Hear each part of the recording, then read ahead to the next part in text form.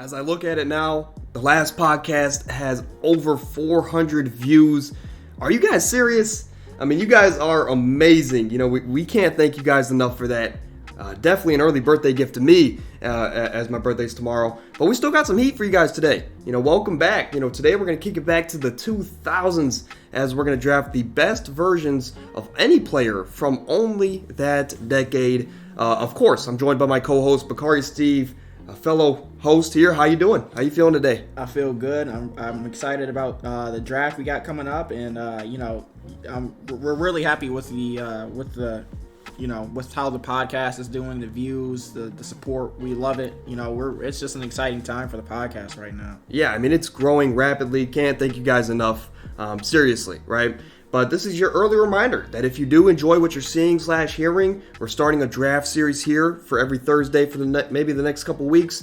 So if you guys do enjoy what you're finding, then support us down below. You know, hit the like, comment down below, and of course hit that big red subscribe button. Of course, let us know down below who you guys think actually has the better team at the end of the episode. But without further ado, I'm your host, Owen Stiftar. We got some news to cover first, and then we'll get to that draft. But let's get into the news. We're going to start here with the NFL Draft Combine. It starts today at around 3 p.m. Eastern, and it's going to go every single day until March 5th. Basically, today we're going to get the defensive linemen and the linebackers. Tomorrow we're going to get the defensive backs. Saturday, we're going to get the quarterbacks, running backs, and tight ends, which is usually the most anticipated day. And then Sunday we're going to close off with the running backs and linebackers. I'm just going to say this. I believe, I love the Combine. I watch it every year, at least the most that I can, because I believe it's somewhere where any player can control their fate as of if they're going to be drafted and where they're going to be drafted. And, players like, the biggest player here for this weekend is probably going to be Anthony Richardson. As a Gators fan, I believe he should have stayed a year, but, the more and more this offseason goes and the draft, is coming up, I'm getting more and more excited to see what AR could possibly do. I know he's had different trainers, and with the draft combine where you're going to show off your raw athletic ability, Anthony Richardson might shoot up the boards. Are you excited for this weekend? Are you going to watch any of it? Some people do, some people don't. Yeah, I'm more of when it comes to the combine, I'm more of a highlight type of guy, only because I don't usually sit down and watch TV, which is my own fault. But like you said, it's a good way for all players to really control, like you said, where they're going to go. I remember when DK was doing a draft combine, and he was a monster, and that ultimately led the Seahawks to taking that chance on him, and we see the type of receiver he is today. And for Anthony Richardson, it's kind of crazy because just a week or two ago, he was the fourth projected quarterback to go. Exactly. And everybody, we don't know what the Bears are going to do. I think, before yesterday, they were thinking about taking Jalen Carter, number one. But we don't know what's going to go on with Jalen Carter now. Yeah, I saw he got released today. But, yes, got released this morning. It's weird because, if the Bears do trade the pick, I know, most people are like, oh, they should, whoever they traded to should take Bryce Young or CJ Stroud. And then, all of a sudden, Anthony Richardson is projected to, has bets to go number one now. So, if he does really good in this draft combine, he might end up going first, even if the Bears don't trade the pick, which, but yeah, it's an exciting time for these young men, and exciting time for football fans too, because you could be watching the next generation of stars out there. Yeah, just very quickly before we move on, as a Gators fan, the best way I can describe AR-15 to those that didn't watch Gators games or haven't watched much tape is he makes difficult plays look easy, but he makes easy plays look difficult. So, that's probably the best way to describe him. He's got all the intangibles. It's just a matter of how well he performs this weekend and where he does go. But I think the Bears will probably trade down. At least that makes the most sense. Mm-hmm. Another player I'm looking out for is Bijan Robinson. Free agency, or not free agency, excuse me, but basically just an announcement for you fans. Football is on the podcast. As we know, it was a staple here when I created the podcast and started it. But it is going to be returning probably March 14th or March 16th. Those will be the target dates. I know a lot of you guys, especially in Ohio, love football. That's the reason why you just maybe prefer it more than basketball. But the support has still been crazy, and don't worry, football will return here on probably not next week, but the following week. But moving on, NBA yesterday. I wanted to talk about this because I watched only the Cavs game yesterday, but the more and more I looked throughout, and I watched highlights of certain games, the condensed versions, but the NBA was crazy yesterday. First off, the big headline, Kevin Durant made his debut with the Suns. He looked good. Of course, they got the win against the Hornets. But Zach LaVine, he went for 41 in a win.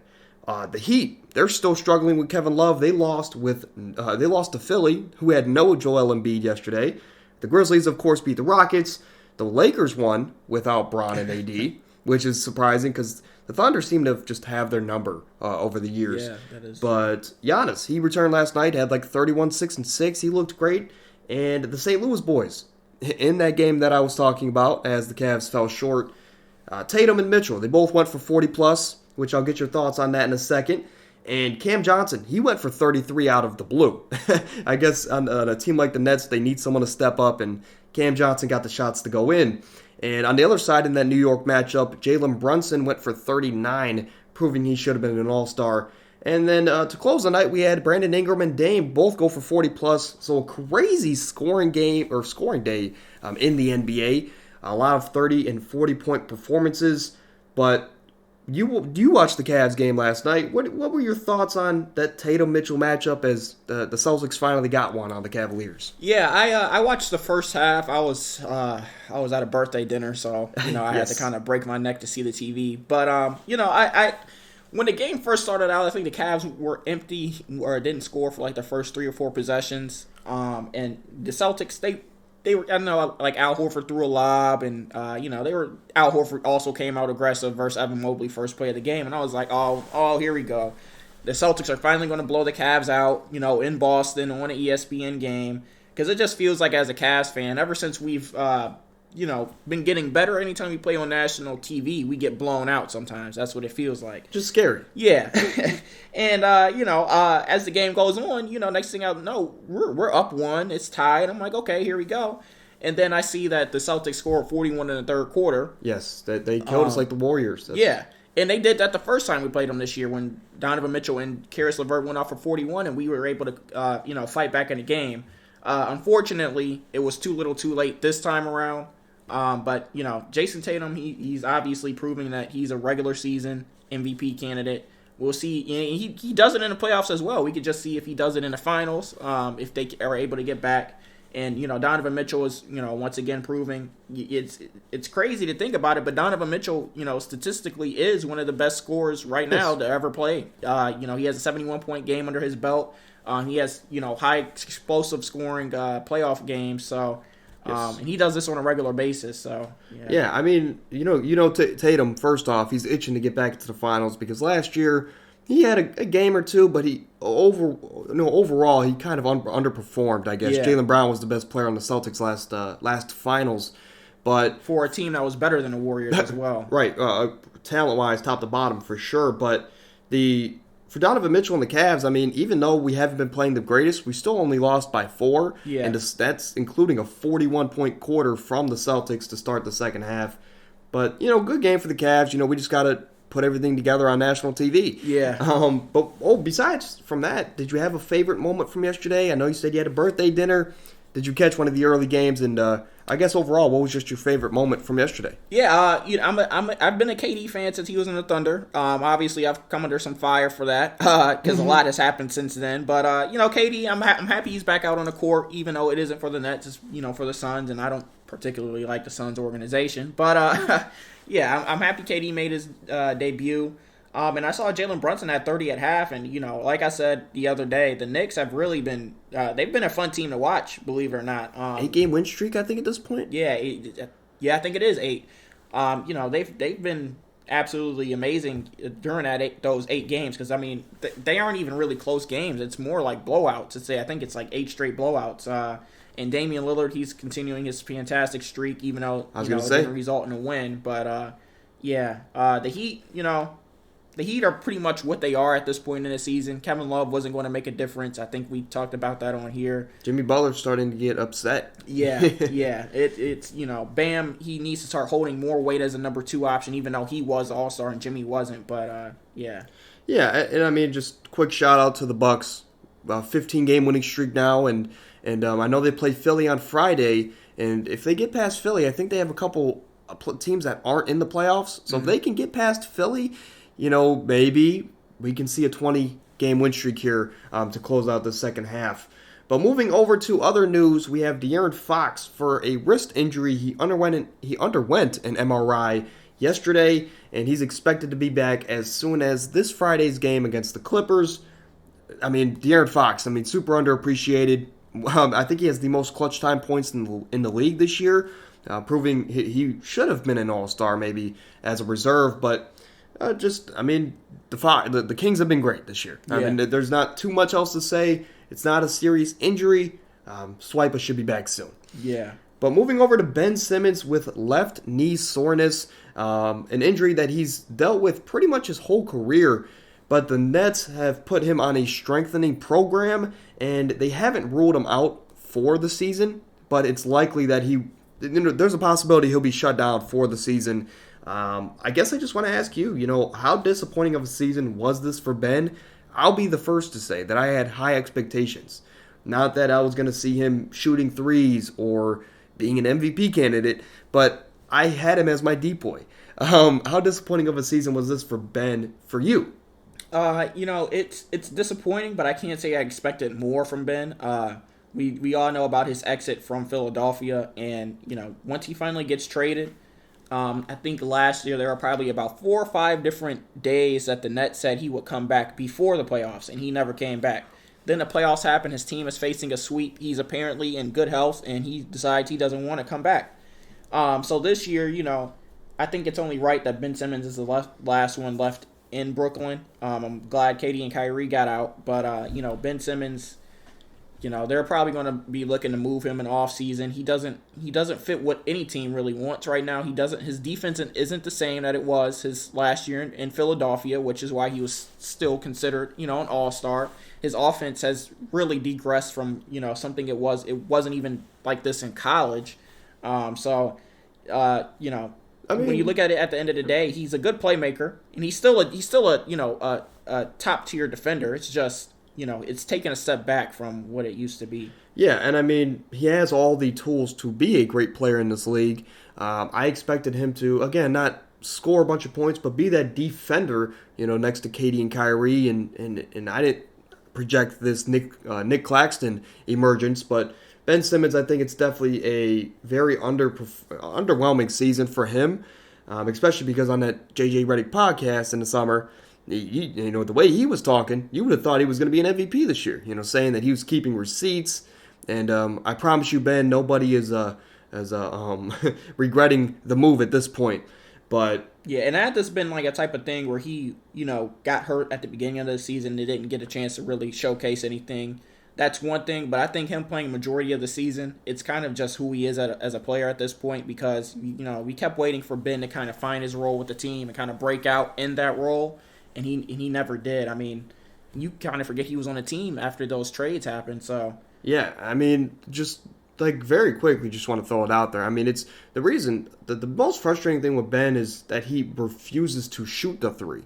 And at this point, we went from comparing Ben Simmons to LeBron James when he was getting drafted to now, I kind of just want to see him make, evolutionize his game, maybe be that defender, a 3-and-D guy like not a Ben Simmons, but like Brook Lopez. Like Brook Lopez for years with Brooklyn, he was a bag-to-the-basket, inside-only player. And now you see him thriving with the Bucks, saving his career because he can shoot the three. Not that Ben Simmons has to be a 7-foot big man, but at this point, if he's not going to, I guess, take that step that we all thought he would, at least he could take a minor step and be like a Brook Lopez, a valuable piece on a championship-winning team. But I guess that might not be what Ben Simmons wants. Yeah. I guess they can finally do that build with Ben that Philly fans wanted for years. Moving on, Goran Dragic. After his release from the Bulls, I just want to ask you, what's next for Goran Dragic? Kyle Lowry right now has a bit of an injury with the Heat. Do you think he returns for the Heat, or do you think he probably just retires for the season? I think he's going to probably retire for the season. Or for his career. I mean, that's a possibility as well. Yeah. He didn't bring what Chicago thought they needed from like a veteran point guard, backup point guard. And I mean, it's Chicago. It's not like they're, a number one seed anywhere. They're still struggling to get in the play-in or the playoffs. So, right.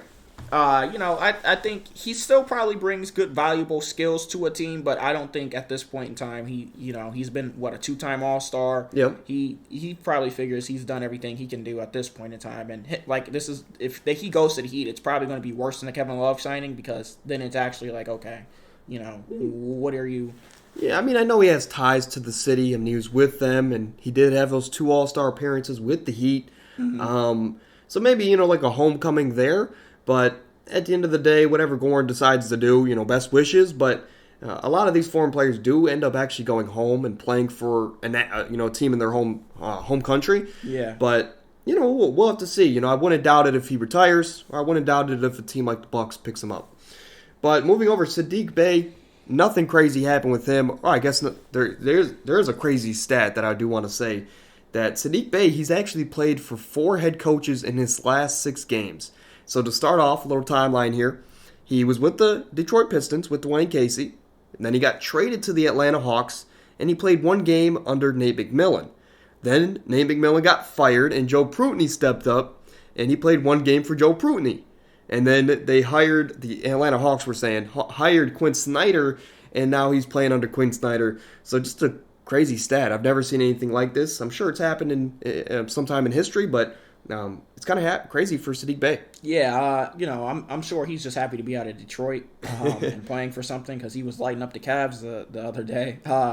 But yeah, I'm sure that the differences between Nate McMillan and Joe Prunty, they probably weren't drastic. They probably had same game plan, same way of playing, just kind of holding like that position until Quinn Snyder got there. So for him, I'm sure he's just happy to be in Atlanta, not Detroit. He's playing for something now. He gets to actually showcase his his shooting abilities on a winning team. Yeah, didn't the Hawks lose yesterday?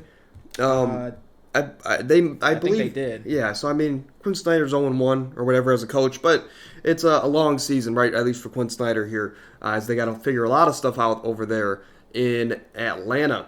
But moving over to on this day, we're going to take a look throughout history on March 2nd and March 3rd, just because the 3rd's my birthday. But on March 2nd, we're going to start all the way back in 1951, in the very first All-Star game in the NBA.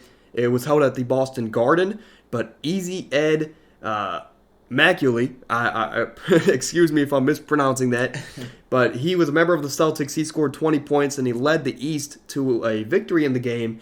He was also the first ever NBA All-Star MVP. But also on March 2nd, in 1962, possibly the greatest performance of all time, Wilt Chamberlain of the Philadelphia Warriors, he scored an NBA record 100 points in a singular game, in a win. He shot 36 of 63 from the field, 28 free throws in that season. Another record he also has is when he scored 100 points that season, he also averaged 50 and a half a game, which is absurd in the 61-62 season, and that's also still an NBA record. I don't see that being broken anytime soon. Yeah, that's never, ever going to be broken. Wilt wasn't real, folks. There's no camera footage of the game. Yeah.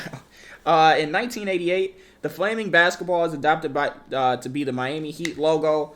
Well, those of you who don't know, the Heat was that the year they became the, I think it was. What I basically saw was that they took fan submissions. And they had a lot of people submit like different logo ideas, and they chose the flaming basketball. Yeah, and it's weird. If you ever go back and look at the history of like how the Raptors got their logo or how the Pelicans got their logo, it's weird because those teams are almost drastically different than what they are. Yes. And it's, you would kind of think like, why would any other team, pick a logo? But in 1993, the Denver Nuggets retired number 7 in honor of Alex English, one of the all-time greats for Denver. Great scorer. Yeah, Defender. he was that guy. Yeah. And then that's it for March 2nd. So besides from Wilt and I guess Easy Ed McCulley, not a crazy day, for NBA history. So that's why we're gonna add March 3rd here as well. And in 1985, Kevin McHale of the Celtics, he set a team record of 56 points in a single game. But 9 days later, we all know the story. In a game against Atlanta, Larry Bird, he couldn't let that stand. He went out and he broke the record. He went for 60, and he just couldn't let Kevin McHale have the record. But then in 1999, this is, go figure here for 99, but Milwaukee's Del Curry, he reached the 1,000 three-pointers made mark in a win over the Golden State Warriors, which we know his son eventually played for and became the greatest shooter of all time. Yeah, in 2014, LeBron King James had 61 points in a win over Charlotte. He made his first 8 three-pointers of the game. He had 24 at halftime, 37 in the second half. It is still his career high to this day, and I think most people are watching this game for whatever reason. I don't know why. Yeah, I was at a bowling alley, so yeah, I think I just saw it on TV or on I want to say it was NBA TV. I think something crazy, but right? Feels like everybody I know has watched LeBron score 61 in live action. And in 2020, Spurs legend and Hall of Famer Tim Duncan made his coaching debut, and he got the win as well. Over Charlotte as well. So, Charlotte is on the wrong side of history here. But, Tim Duncan, he became a coach for Greg Popovich on his coaching staff with Becky Hammond. Becky Hammond left to go coach a team in the WNBA. Tim Duncan stepped down from coaching. We'll see if he ever comes back around. Which I wouldn't doubt it if, Greg Popovich seems like he would rather hand it off to a veteran of his, over a guy like, just a new coach. Yeah. But before we dive into this draft, this 2000s players only draft, I want to preface this, I want to reiterate that we will only be selecting players and their best versions from 2000 to 2009. For example, Michael Jordan, we know he's arguably the greatest player of all time. He played in 98, in the 90s and late 80s with the Bulls. We know in 96 was probably his best form. But he also played in 2003 with the Wizards. So for this decade only, you're only going to get the Wizards version of Michael Jordan, if you please. If you want that on your team, go ahead and draft Michael Jordan. But I'm also going to say this. We also agreed that we wanted a fixed style draft. So we're just back and forth, bouncing off each other. And we do have a wheel here to decide who's going to get the number 1 pick. As I have a wheel here. You guys can't see it, but we're going to let you know. And I'm going to spin it in 3, 2, 1. And we're going to see, whoever it lands on will get the choice of if they want the first or second pick. And you have the choice. Do you want the first pick or do you want the second pick? I'm going to take that first pick. Okay, I figured. It only makes sense, right? But go ahead, and we have a draft board here that you guys can't see. But, as we go through the draft, I'm going to try and cross these names off for you. And we're just going to bounce back and forth. We're going to draft a 12-team lineup. And we're going to also draft coaches and jerseys. So keep those in mind throughout the draft. Will do. So with my first pick of this 2000s draft, I am going to take LeBron James. You're going to take LeBron James. Now, I'm going to say that is a shocker just because, look, great player. I think he averaged like 37 and 7 this decade. Yeah, so you can't go wrong. This is young LeBron. This is scoring LeBron. Yeah, that's what we need from our 3. So you're going with LeBron James. I'm going to, because that was a shocker to me. I'm going to go with the player I thought you were going to take. I'm going to take the most dominant force in basketball history. I'm going to take Shaquille O'Neal. We know how dominant he was, 3-time champion, went to the finals 4-time. Actually 4-time champion in the decade as he won one with the Heat as well. So Shaquille O'Neal, he's going to be my first pick here in this draft. You're up next. All right, and with that being said, I am also going to take Kobe Bryant. Which I figured that was going to be the selection. Can't go wrong with the Mamba, rest in peace. Obviously, as we can never forget the impact he left on the game that we all know and love. Yeah. But then I'm going to counter that. I'm going to go with arguably the best player of the decade. I'm going to go with a 4-time champion or 3-time champion? I think he was all NBA and all defensive the entire decade. We just talked about him. I'm going to take Tim Duncan. Yeah. I'm going to take arguably the 2 best big men of all time to run my front court. As I didn't mention this in the intro, but we agreed before the draft that we are going to play 2000's basketball. Yeah. So it's going to be, it's not going to be the 5 out you see today where you have 6'5" centers, PJ Tucker, but we're going to play 2000's basketball. So I'm going to start with Tim Duncan and Shaq. You're up next to, I guess, combo LeBron and Kobe. Yeah, so I'm actually going to take Dirk. We're going to take our 7-foot shooter as our 4. I mean, Dirk. He didn't win. He didn't win his MVP or his finals until 2011, but he was an MVP and went to the finals during this decade. So, he was him. I think maybe right. Oh no, he did go to the finals in 06. Yeah, they lost to the Heat. Miami Heat. You're leaving me in a tough position because I'm sitting here with the 2004 MVP, I believe. Sitting there, being I can really take all the big man depth in this draft. And matter of fact, I think that's what I'm going to do. As crazy as it might sound, but last draft when we did the All-Star draft, you probably, I'm not going to lie, you won the draft because I was stuck with Lauri Markkanen as my All-Star 5. I don't want that mistake to happen again. Yeah. I'm going to take Kevin Garnett here, who's arguably, a top 5 player in this decade. Give me Kevin Garnett to come off my bench as my 6th man. Okay, and, I think I'm going to take my 6th man here, too. There are a couple of different ways I can draft. I could go take somebody to fill out my starting unit, but I'm going to take Carmelo Anthony. Okay, all right. Arguably, in my opinion, he's a top 5 offensive scorer. Let me preface, scorer of all time, as I believe he's up there with Kobe, KD, and Jordan as the top 4 scorers of all time. My favorite player. Can't go wrong with Melo. Yeah. I don't appreciate that pick, though. I was kind of salty. We might have to orchestrate a trade here, as there is, we can always... Possibilities are endless. Right. And with that being said, now that you took my wing scorer that I was going to go after, we're going to go after a guy that, if there was a draft to go get this guy, this is the draft to go get him. A guy that Kobe said it was the hardest player he's ever had to guard in his career. Yeah. I'm going to go get a dude that's 6'6", can dribble like a guard, score with the best of them. I'm going to go get Tracy McGrady to handle my wing because we do have the dominant bigs. But, hey, we're going to need a guy on the perimeter to battle Kobe. And we're going to get that here in Tracy McGrady. Yeah, and I'm actually going to take my 1 here. I am going to take his natural position is not a point guard, so it's going to be Allen Iverson. Yeah, can't go. I mean, that's another thing we also got to say is, I can sit here and say that, my game plan would be to pick on Iverson, but this is 2000s basketball. Yeah. If he was able to survive in this era of basketball, size didn't matter for him. And I think he averaged close to 2.5 steals a game for his career, which is something crazy. Right. And I mean, if you need a 6 man or if you need a point guard, AI you can't go wrong with him. Yeah. He's going to get you 30 on probably 20 shots, but he has that dog in him. He's that dude that you want on your team. But that's going to leave me here. I'm looking at, I need a wing and I need a guard. I'm looking at Steve Nash, 2-time MVP in this decade. I'm looking at Jason Kidd. He went to the finals a couple times in this decade. Lost both, but, that's neither here nor there.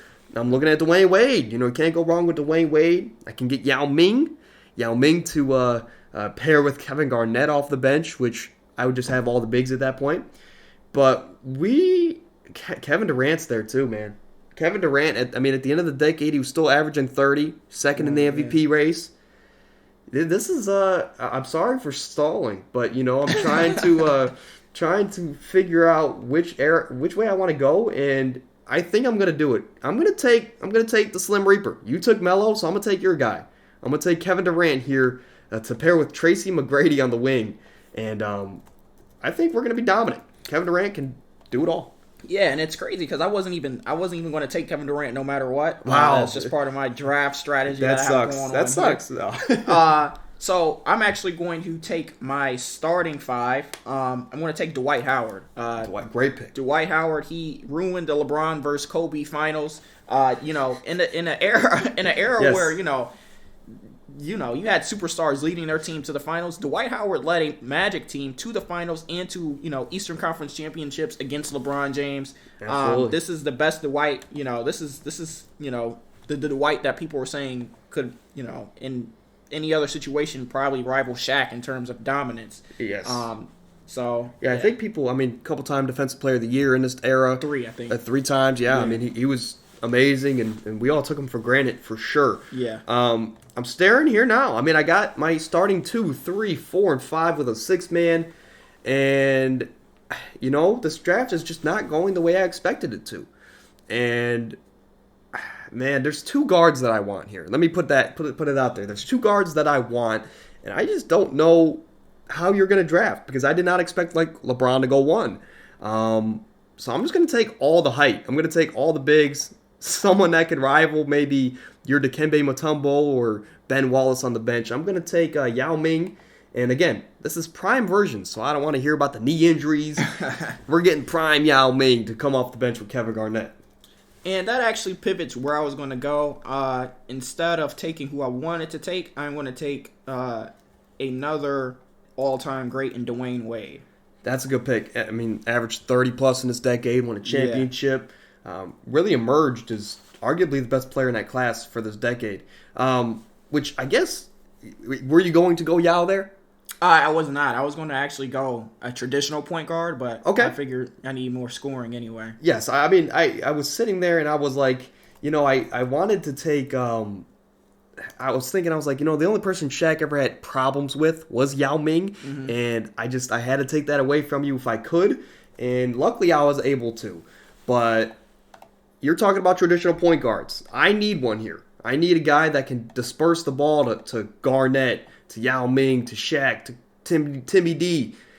I'm going to take maybe a surpriser here. I'm going to take Jason Kidd, man. I think he's very underrated when we talk about basketball. He's going to bring that defense that Steve Nash might not bring. And went to the finals 2 times, lost both, but again, that's not here nor there. I'm going to take Jason Kidd to run my starting point, as he's just like T-Mac. If there's an era to get him, this is that era. That is true. And for my, 8th pick, I am going to add another big to my roster, and I'm going to take Amari Stoudemire. That's a good pick, man. I don't know why. Maybe it's because I read his book when I was younger. But I wanted Amari Stoudemire at some point in this draft. But I guess, that's just how the cookie crumbles. You took Stat here. Okay. There's a lot of players here that I could go. And I don't know. Again, I'm stalling, but it is what it is. We're gonna figure it out. Where did my draft board go? Here, hold on. We're having technical difficulties, but back to the draft here as we're having technical difficulties. But stick with us. I'm probably gonna go with a scorer. I need a guy that's gonna be off the bench and provide space for Kevin Garnett, Yao Ming, and whoever I else decide to bring off the bench, which I'm going to take my glue piece next. But for this pick, I'm going to take Vince Carter. I mean, Vince, I was thinking about taking Vince. A guy like Vince can come in and he can average 20-plus for us, and his prime was averaging close to 30. Mm-hmm.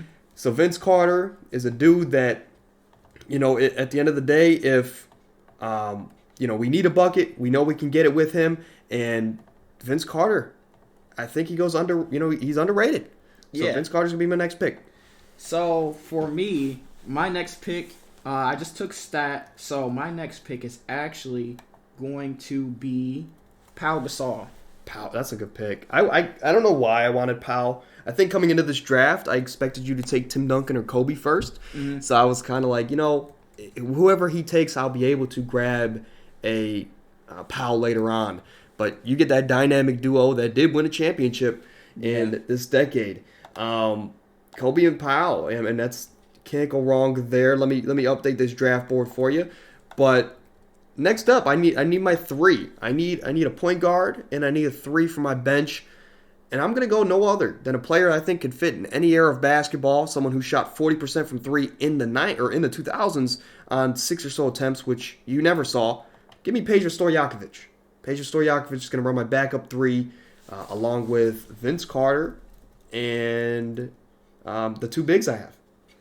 Yeah, so let's see. So I have who I think my targets were, but I am actually going to take another point guard. Oh man, there are 2 point guards that I want here. There's a 2-time MVP sitting right there. Yeah. But I'm not thinking about him. Yeah, right. I think I'm actually going to take.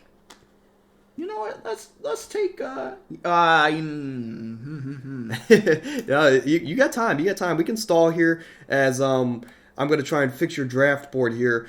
But yeah, I mean, there's plenty of great players in the 2000s, and I mean, it's when you're drafting with 2 people, obviously, it does make it easier.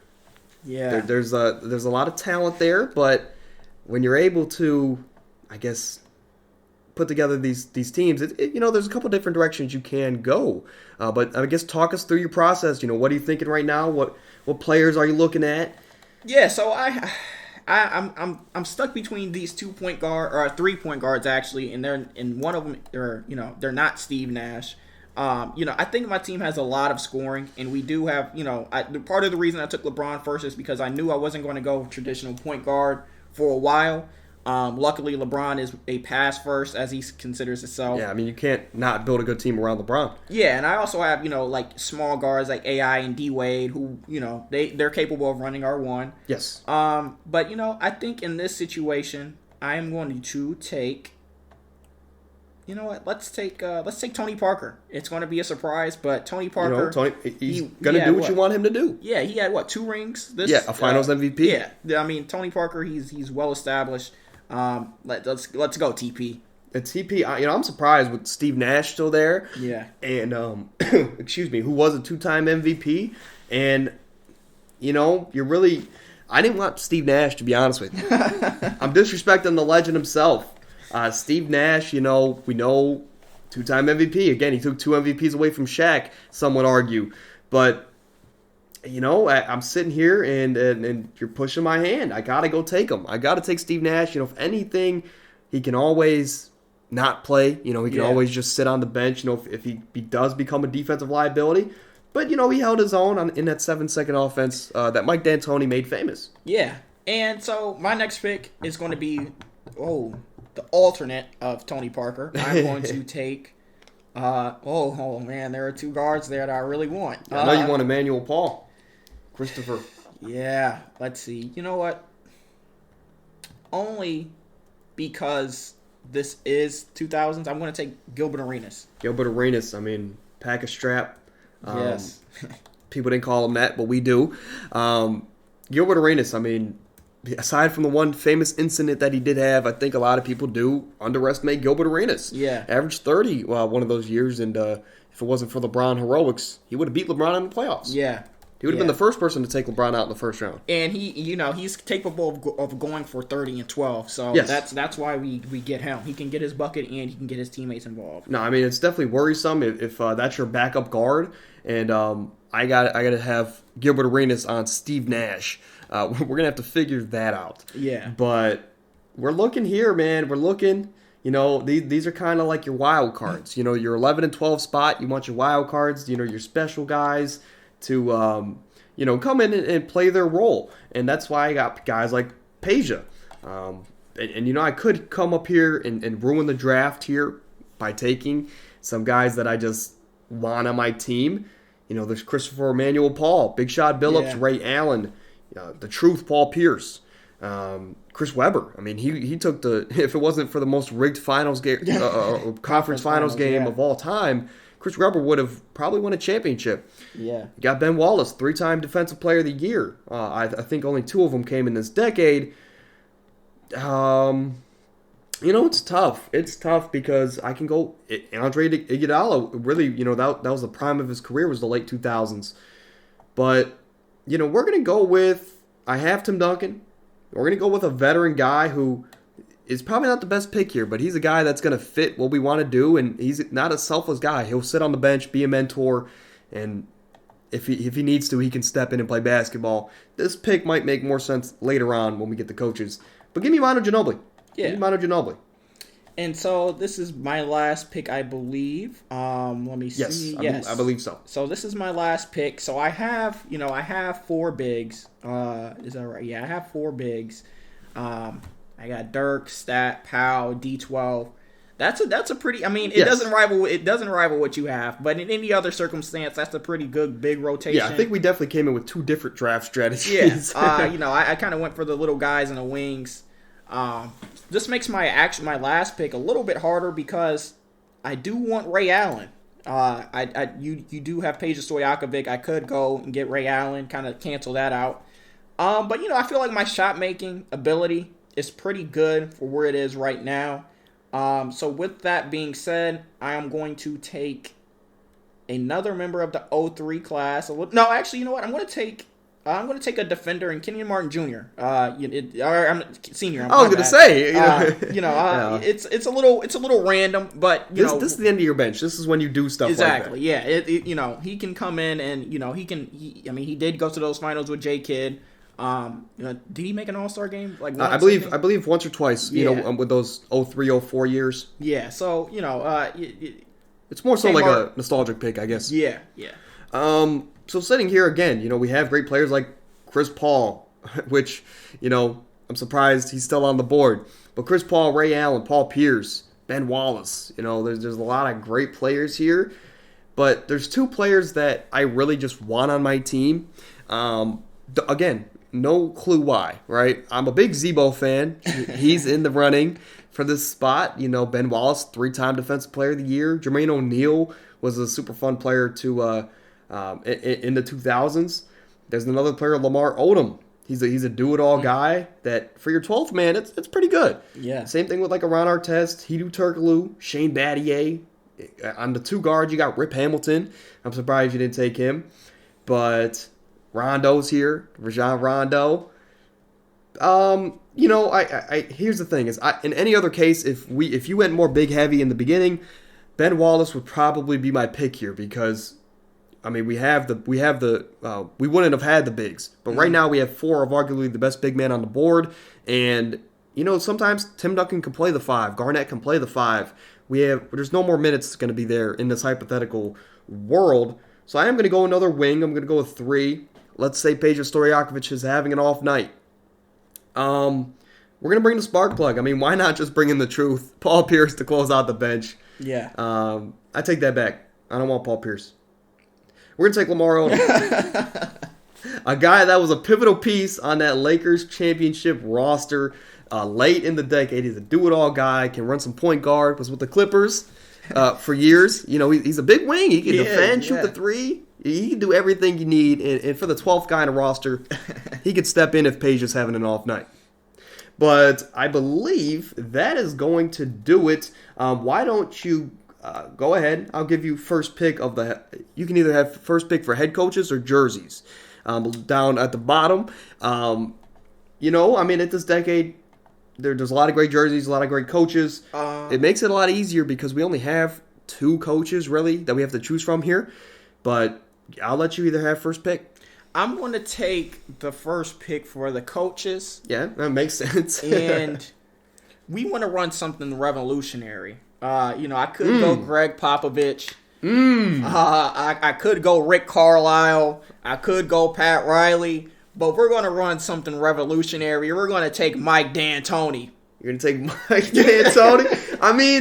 With the bigs I have, you're going to have to play fast. You're going to have to. I don't have the. I have, I like Dirk, but when I take Dirk, when I take Powell, he can stretch out. These are 7-footers who I believe are playing stretch 5s, baby. We ain't running no Which, traditional 4 those elite guys like Powell and Dirk were like the anomalies. Not trying to be funny, but they were the guys that did stretch out, in the 2000s. That is surprising, and I think it's going to be a criminal case for this podcast's history if a person who won 3 championships went to 4, possibly the all-time greatest coach of all time, Phil Jackson, goes undrafted. Yeah. However, I have Tim Duncan. I have Manu Ginobili. I have a team that likes to play inside, and I have a traditional point guards that I think Greg Popovich would love. We have designed roles for everybody. I'm going to say Greg Popovich here to be my head coach here on this thing. And then I also get first pick of jerseys, which I've put no thought into. But, the Sixers had some cool jerseys with the flaming ball. They had the Hornets always have good jerseys. Man, I'm trying to think 2000's. I could go traditional and just go give me the San Antonio Spurs and just go Spurs all the way. If you want, you can take first pick of jerseys because I have no clue right now.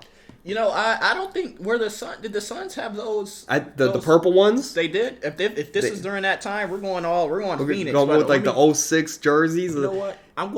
I take that back. I am going to take the Philadelphia jerseys. With the AI jerseys, the black ones? Yes. Those silk jerseys, those are something to Now you brought up those Suns jerseys, which I'm not gonna lie, I like that idea. Those orange ones, the purple ones, the white ones gives us versatility there with the jerseys, but it doesn't feel right with you having Mike D'Antoni and I'm gonna be wearing the Suns jerseys. So we're not gonna go that way. We're gonna go traditional. We're just gonna be boring here. We're gonna take some jerseys that won a couple championships in this decade. Give me the Spurs black and white jerseys. Oh wow! To fit with Tim Duncan, to fit with Manu. We're not gonna be a flashy team. You're flashy. You're up and down. You're running. Yeah, we're gonna be that bruising, just old school team, and we're gonna go to work. But if you're ready, you can run through your lineup. Maybe give your starting five if you need a sec. I can go first.